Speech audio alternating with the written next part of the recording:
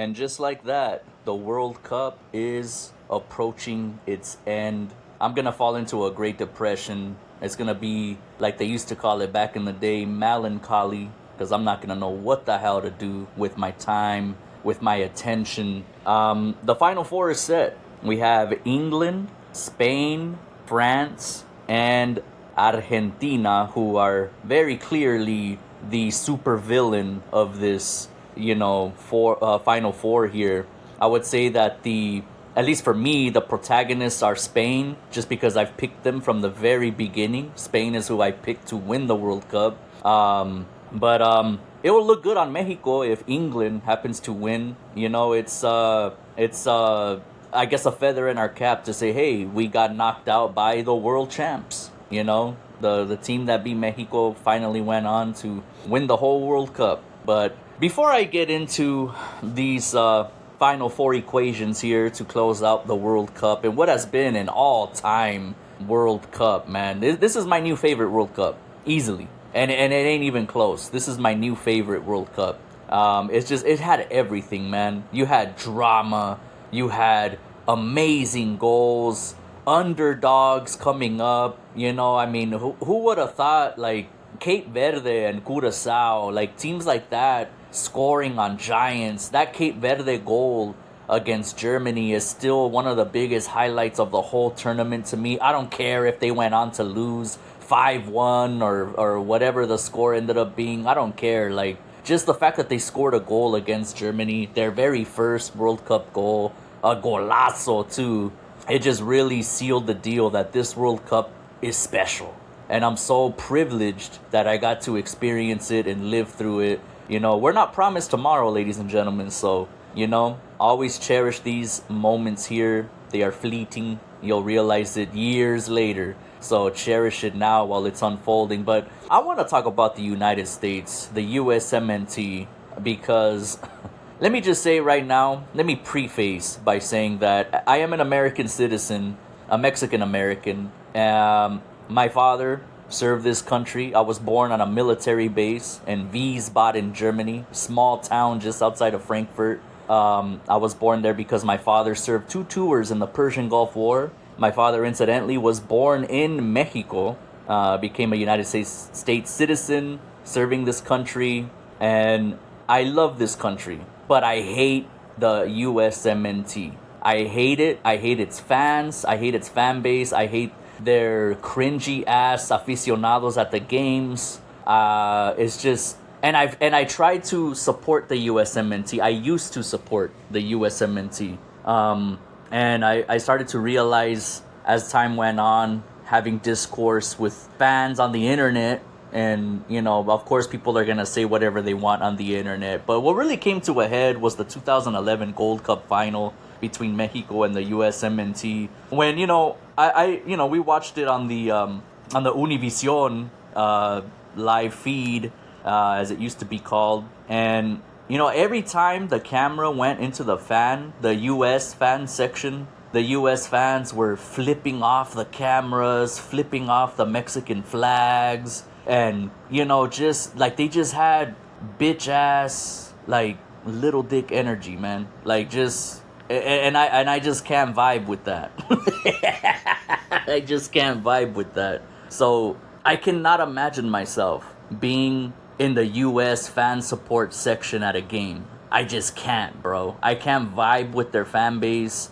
It's just not, it's just not cool. Like, they're just cringy. They're not even fun. They don't do nothing fun. You know what I mean? Like I me and my wife went to a bar and grill to watch Mexico's game against England.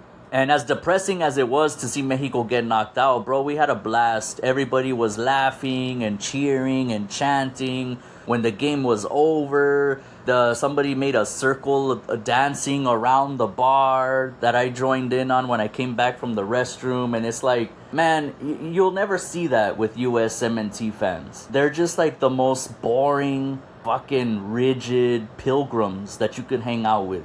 They don't even have a soccer culture. Like, it's just not even, I don't know, man. And I know you shouldn't hate a team because of their fans. I get that too, but their team is also some bitch ass dudes too that be complaining. Oh, they threw their beers at us.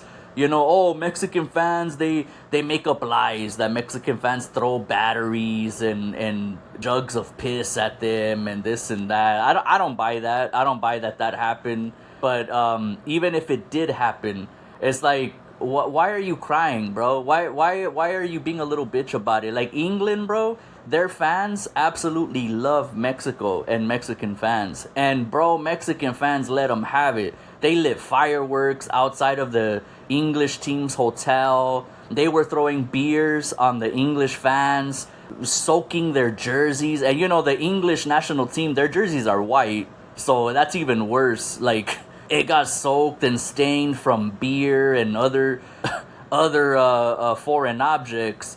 And yet the English fans, they are all on Twitter right now talking about, man, that was the greatest experience of my life. Like, I love the Mexican fans. They made this shit fun. They made it exciting. They made it intense.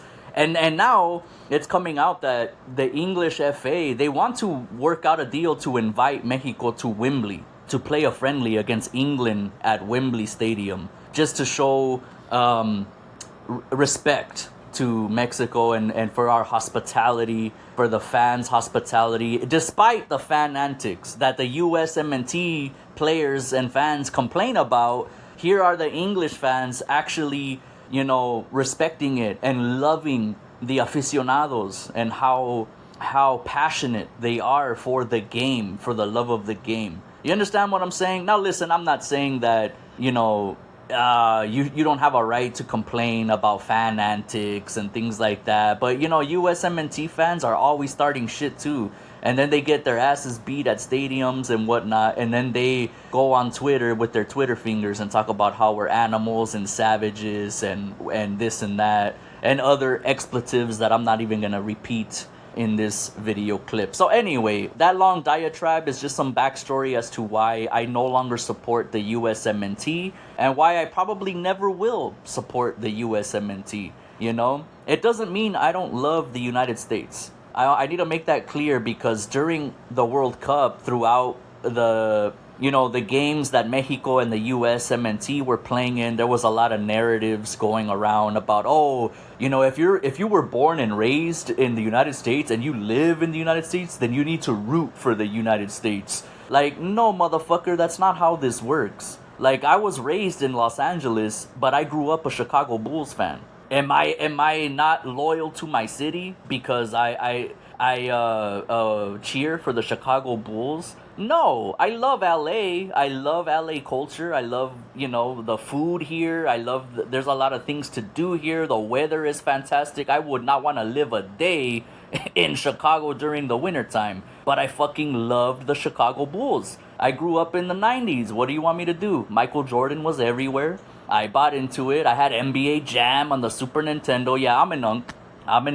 And I worshipped Michael Jordan. Space Jam came out. Of course, I was a massive Chicago Bulls fan, even though I was raised my whole life in Los Angeles, California. Okay? Just because you're from somewhere doesn't mean you need to root for the sports team that emanates from said place. That's the dumbest shit I've ever heard. Now, if you listen, these are games, these are sports. But if you're born in the United States and you want to go fight for the Iranian military or something like that, that's different. That's a whole different thing, right? That's a serious matter of life and death and politics and war. That's different. But we're talking about sports here. We're talking about games that you play. Fucking, people chasing around a rubber ball. I could root for anybody I want to root for. Hell, throughout the tournament, man, I was jumping up and down for fucking Cape Verde and Curaçao every time they played. I was rooting for Cape Verde, Curaçao, Japan, you know what I mean? And yes, when the United States played Turkey, I was rooting for Turkey. When the USMNT played Paraguay, I was rooting for Paraguay. And that game was not a successful hate watch. But the USMNT versus Belgium was a successful hate watch. And it is the greatest hate watch of all time that will never be topped, because you have to think about everything going into this game. You know, Balogun had his red card overturned and was eligible to play even though he wasn't supposed to play. And you had Donald Trump coming out taking credit for that, bragging that he got the red card overturned and that he plays golf with Harry Kane. Like, really, bro? I mean, basically, for all intents and purposes, the USMNT cheated, okay? They cheated, and they still lost. And I don't want to hear, oh, how did they cheat?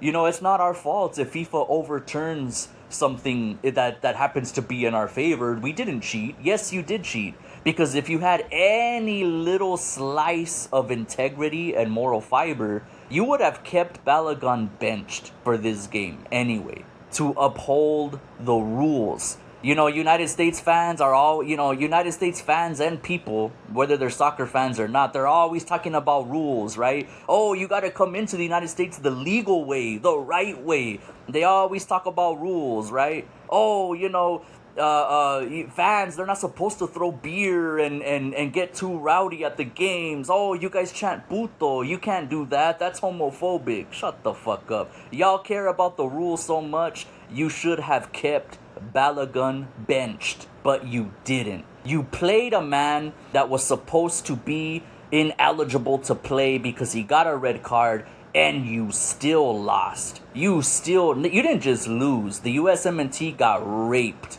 5-1, dog.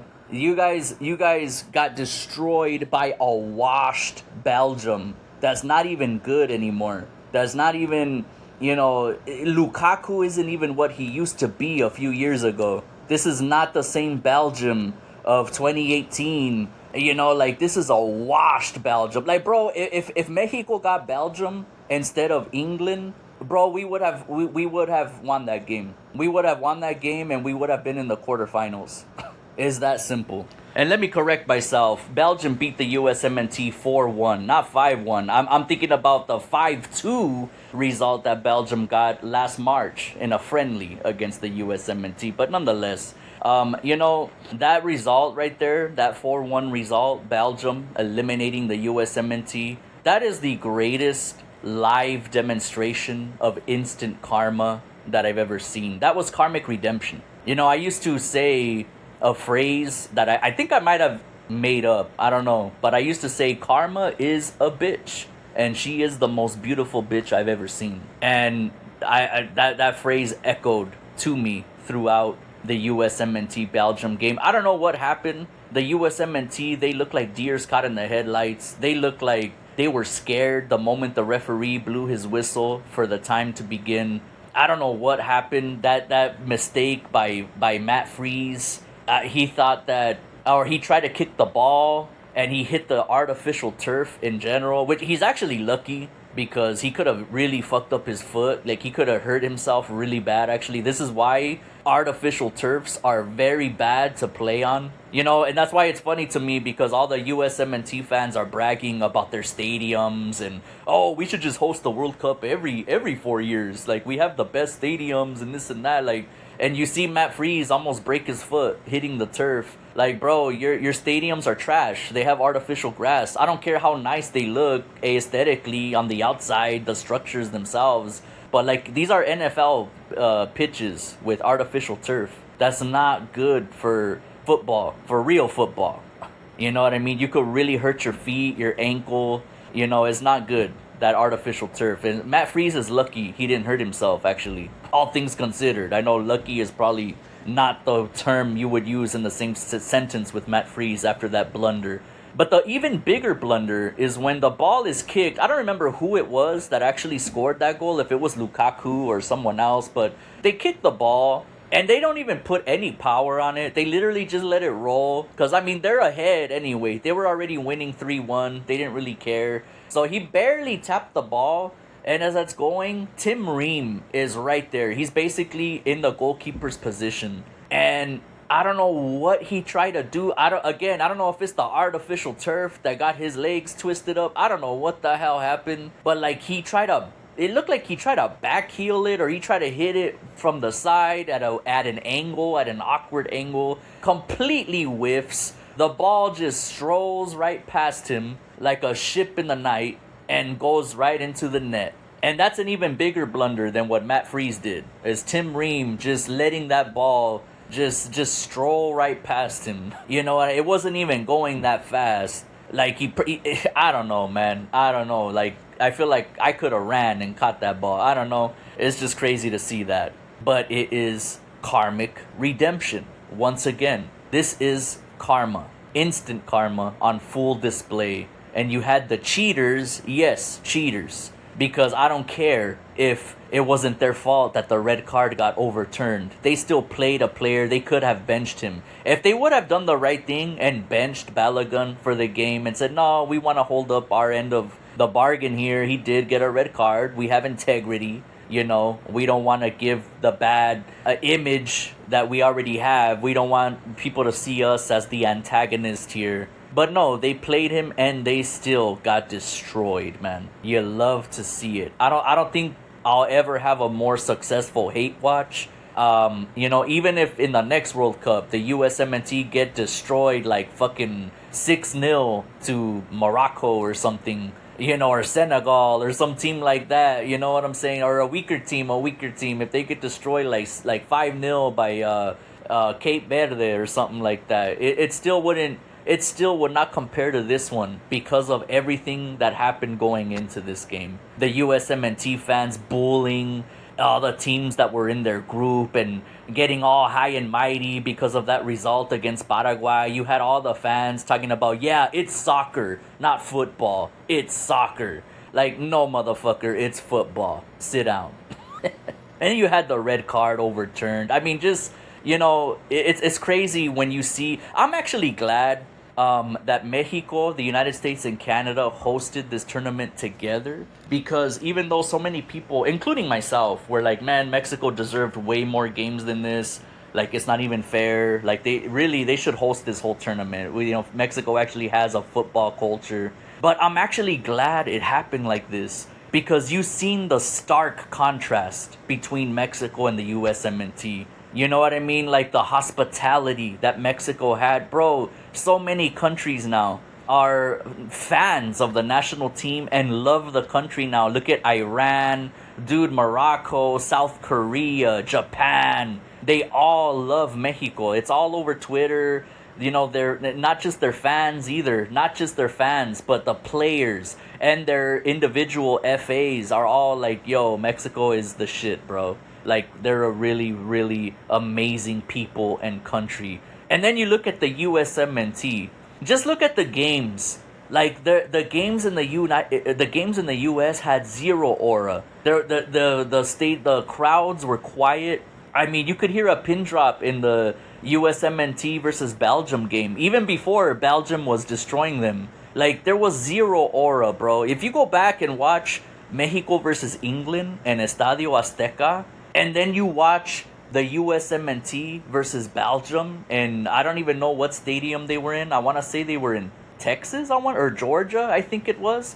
I don't know, but it's like, bro, the England-Mexico game was... It had the same energy of a final. That shit was like a final. The final of the World Cup. And then United States versus Belgium felt like a friendly. Not even. It felt like a third place match of the World Cup, where both teams are out. They're just playing a consolation prize. It's the third place game. It didn't feel like a round of 16 match at all. Like, so I'm really happy actually that the World Cup was done like this, because the whole world got to see how much better of a football culture Mexico is in comparison to its supposed biggest rival, right?